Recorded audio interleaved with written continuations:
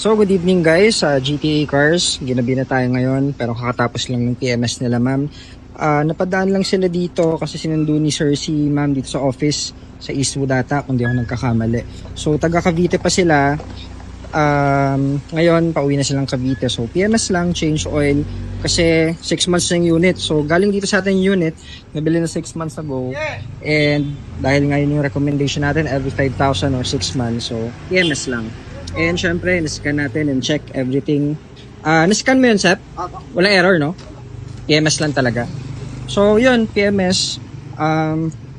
White na, ano yung titanium. Medyo bihira yung white natin, guys. So, eto, meron tayong kakarating lang na white EcoSport. So, 2014 to automatic. Hindi nga lang siya black edition tulad nung kina ma'am.